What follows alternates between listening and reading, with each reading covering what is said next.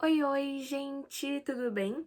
No vídeo de hoje eu vim falar um pouquinho mais sobre a redação do Enem, agora faltando uma semana só pro Enem, né? Nesse primeiro dia, com linguagens humanas e a redação. Eu vim falar um pouquinho sobre o que eu aprendi já.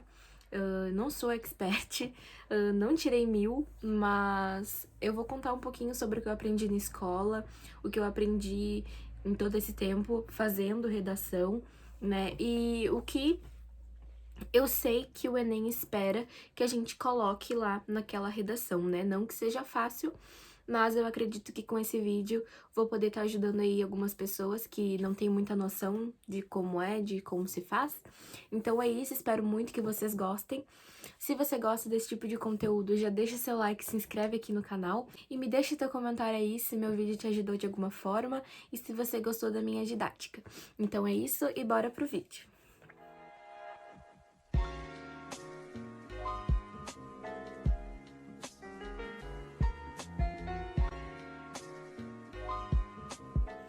Para quem não sabe, a folha de redação, no caso eu tenho a de rascunho, né, porque eu fiz de 2020, ela é assim, ó, gente. Esse aqui é o rascunho. Agora eu vou falar algumas coisas que são obrigatórias ou não, como é que mais ou menos funciona, tá? A redação do Enem, ela tem que ter no mínimo 8 linhas, tá? Se for abaixo disso, se for 7, é considerado texto ineficiente, então eles já zeram tua redação. Então é de 8 até no máximo 30 linhas. Então tu tem 30 linhas no máximo para discorrer sobre o assunto, né? Fazer todos os parágrafos necessários para poder falar um pouco sobre o tema que eles pedem, né? O título não é obrigatório no Enem, tem alguns outros vestibulares que sim, mas no Enem não é obrigatório, tá? Mas caso tu escolha fazer o título, ele vai ocupar a primeira linha. Então, você faz o título e o título já ocupa uma linha. Aí sobra 29 outras para te poder falar sobre o tema.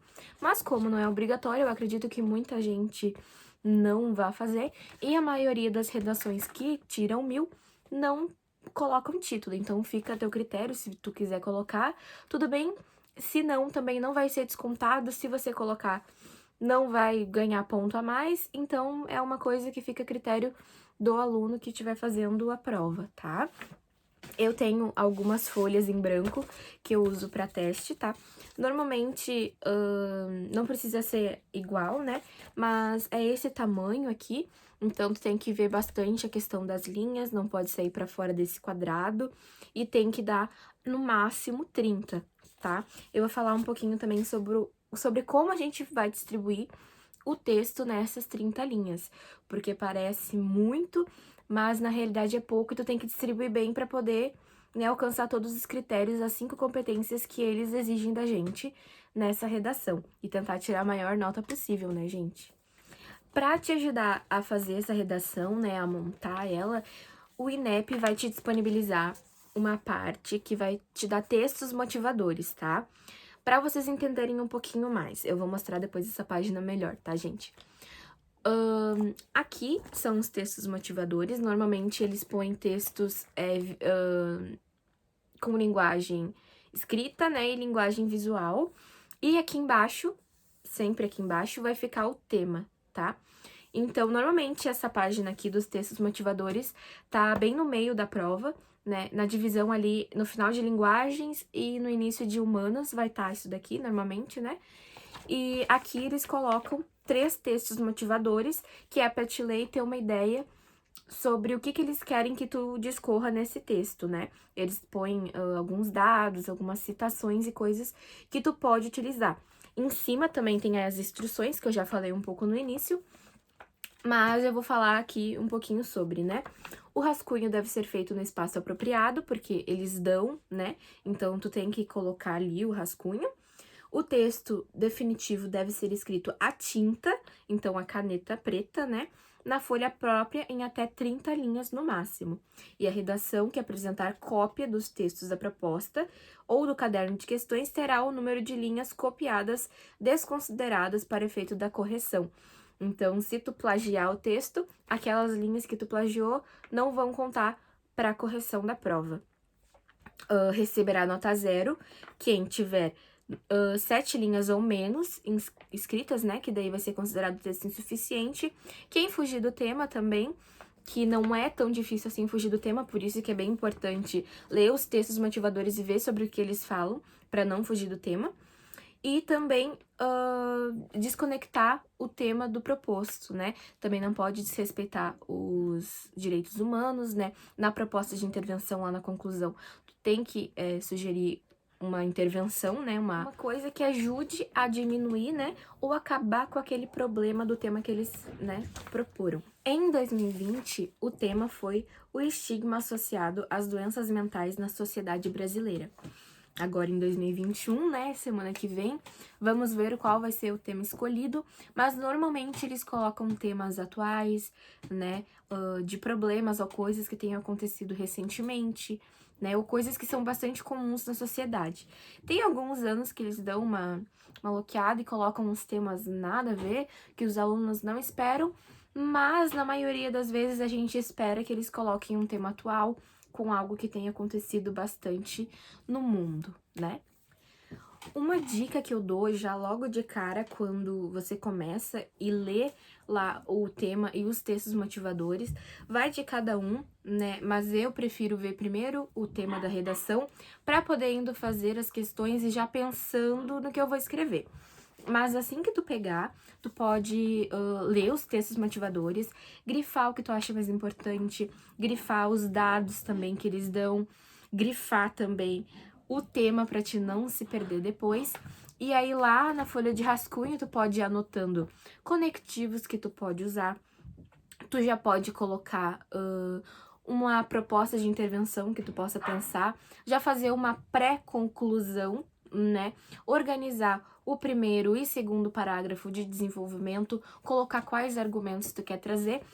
E no primeiro, tu pode já pensar em alguma citação, algum repertório cultural, alguma série, algum filme que tu possa citar para estar embasando melhor essa tua tese e poder argumentar bem no primeiro e no segundo parágrafo, tá? Uma coisa que assusta muita gente é o tempo que tu tem para fazer e como que tu vai organizar essas linhas para poder falar sobre tudo que tu tem que falar.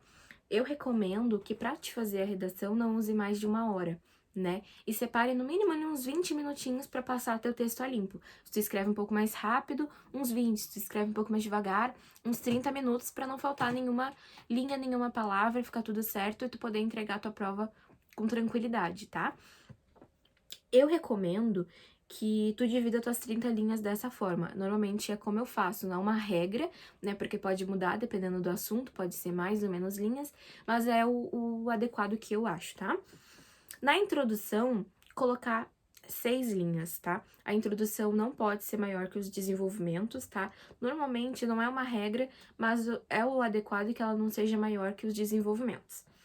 No parágrafo 2 e 3, que é o segundo e o terceiro parágrafo, que tu vai colocar o teu primeiro argumento e depois o teu segundo argumento. Recomendo usar 9 linhas para cada um, tá? Que daí é ali onde vai colocar os dados, né? O teu repertório cultural, o que tu acha sobre esse tema e falar um pouco sobre a tua tese. Então, se você disse, por exemplo, isso está errado, você vai ter que dizer o porquê que isso está errado. Isso está certo, você vai ter que dizer porquê que isso está certo. Utilizando dados, utilizando séries, utilizando coisas que estão aqui nesses textos motivadores, falando o porquê daquilo que tu colocou na introdução, tá? Que na introdução você vai colocar a tese e no parágrafo 2 e 3, que são o desenvolvimento, você vai colocar os teus argumentos para a tua tese, tá? Então, recomendo que no desenvolvimento 1 tu use 9 linhas e no desenvolvimento 2 tu use 9 linhas, tá? E na conclusão, use 6 linhas. Esse aqui vai fechar 30 certinho, tá, gente? Mas não é uma regra, você pode estar mudando um pouco esse número, né? Eu vou até ver aqui pra vocês quanto que eu utilizei. Aqui o rascunho, né, mas não tem problema. Vamos dar uma olhadinha. Na introdução, em 2020, eu utilizei 6 linhas. No desenvolvimento 1, eu utilizei 7 linhas. No desenvolvimento 2, eu utilizei somente 6 linhas. E na conclusão, que foi, eu utilizei mais, né, gente? Eu utilizei 8 linhas na conclusão. Então, vai de cada tema, de como você vai pensar sobre aquele assunto. Às vezes a gente não tem muito mais o que falar, então vai acabar tendo um pouco menos de linhas. A gente tem 30 linhas para fazer, então se você quiser ocupar todas, ótimo. Se não conseguir, também não tem problema, o que importa é o conteúdo, né, do teu texto, como tu vai escrever ele, os teus argumentos, a tua tese e a tua conclusão. É isso que importa. O tamanho não é tão relevante assim, tá, gente? Então não fiquem preocupados com isso. Mas essa é a minha dica de utilizar essa disposição de linhas aí. Para finalizar, eu vou falar sobre as competências que o INEP pede, né? Pra, tipo, conseguir formar os 1000 pontos, tá? São 5 competências, tá? Cada uma delas vale 200 pontos, mas tu pode fazer um pouquinho menos em cada uma, né? E ainda assim ter um texto bom, né? Começando, então, pela primeira. O que que eles exigem? A escrita formal da língua portuguesa, né? A norma culta. Então, assim... erros de grafia, né? Não utilizar acento, não utilizar pontuação, não utilizar letra maiúscula e minúscula. E isso daí já perde ponto nessa primeira competência, né? Então, tu vai atingir os 200 pontos se não tiver erro de escrita ou tiver pouquíssimos, assim, se tu utilizar pontuação. Então, tudo isso tá contando pontuação nessa primeira competência, tá? A segunda, compreender o tema e não fugir dele. Então, assim, você tem que entender o tema e escrever sobre ele. Então, se você fugir e falar de alguma outra coisa que não é especificamente sobre aquele tema, vai ser descontado aqui nessa segunda competência, tá? Então, tem que cuidar bastante, porque às vezes a gente pensa que é um tema e não é. Né? Então, tem que prestar bastante atenção e falar exatamente sobre aquilo que eles estão pedindo, tá? Não fugir daquilo. Ou falar sobre outras coisas não relacionadas, que também já vai estar perdendo ponto nessa segunda competência. A terceira é sobre a organização de argumentos, opiniões, fatos, né? Que é a questão da argumentação. Então, tu elaborar aquela tese e tu conseguir defender ela através dos teus argumentos no desenvolvimento, isso daí conta muito, gente. Muita pontuação. Se tu não tiver um bom argumento para defender tua tese, ou se tu não conseguir argumentar no primeiro e no segundo desenvolvimento, tu já vai estar perdendo ponto nessa terceira competência. Então, tem que cuidar bastante e tem que utilizar muito bem o primeiro e segundo parágrafo para defender a tese que tu utilizou lá na introdução, tá? Não pode esquecer disso. Na quarta competência, é sobre conhecer e utilizar os mecanismos linguísticos, tá?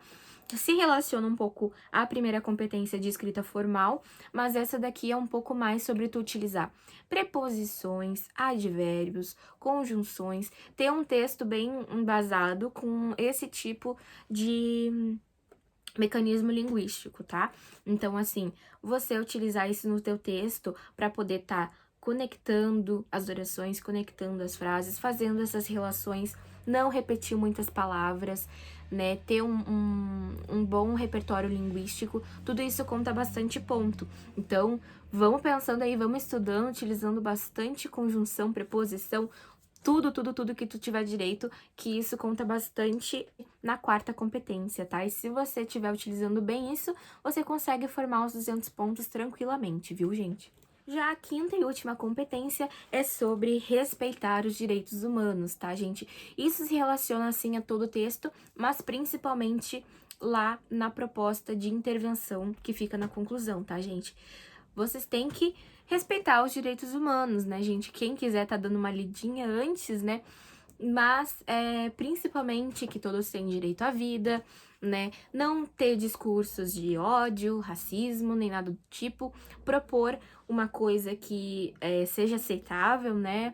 Não vamos colocar aí coisas que incentivem o ódio, esse tipo de coisa. Então, é bem importante. E se tu fizer isso, é certo que 200 pontos tu tem garantido, né? Que eu acredito que não seja muito difícil, gente. Só respeitar os direitos humanos. Vamos tá se conscientizando aí, dando uma lidinha lá também nos direitos humanos, pra não tá errando aí e baixando tua pontuação nessa quinta competência, tá? E agora eu vou falar da conclusão para concluir o vídeo. Vocês não podem esquecer que o Enem, ele exige uma proposta de intervenção, tá? Para o tema sugerido. O que seria essa proposta de intervenção? É uma resolução para esse problema, uma coisa que vai resolver o problema ou que vai ajudar, né, nesse problema. Como que ela tem que ser feita, tá? O que eu utilizo para poder fazer uma proposta de intervenção? Eu vou colocar aqui do lado para vocês estarem vendo, tá? O que deve ser feito, quem deve fazer, como vai fazer e para que vai fazer. Então, tem que aparecer essas 4 coisas na tua proposta de intervenção para que ela esteja completinha. Eu faço na folha de rascunho já essa pré-organização. Então, por exemplo, quem? Digamos, o Ministério da Educação. O que? Vai introduzir palestras nas escolas. Então, isso é o que, né? Como? Através da contratação de profissionais qualificados que possam explicar isso para os estudantes. E para quê? Digamos assim, para diminuir os níveis de desinformação sobre a educação sexual e auxiliar os jovens a terem informações concretas sobre determinado assunto, entendeu? Então, é mais ou menos dessa forma que tem que ser feito. E vocês podem utilizar essa colinha para saber que a proposta de intervenção de vocês está correta, né? E tá finalizando aí a conclusão de uma forma certinha. É também adequado tu utilizar algum conectivo quando tu começa a intervenção. Então, em vista dos fatos apresentados, portanto, podemos concluir. Algo assim que, né, conecte todos os outros parágrafos com a conclusão, né? Alguma coisa mais explicativa, tá? Bom, pessoal, e esse foi o vídeo de hoje. Espero muito que eu possa ter ajudado vocês, que tenha tirado algumas dúvidas e ajudado a entender um pouco mais a redação do Enem.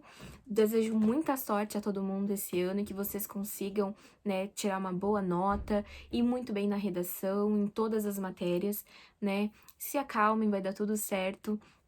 Se você não for bem, você tem outras oportunidades, né? Tem o Enem de novo ano que vem, então fiquem calmos, vai dar tudo certo, pode confiar em mim. E é isso, um beijão e até o próximo vídeo, pessoal. Tchau!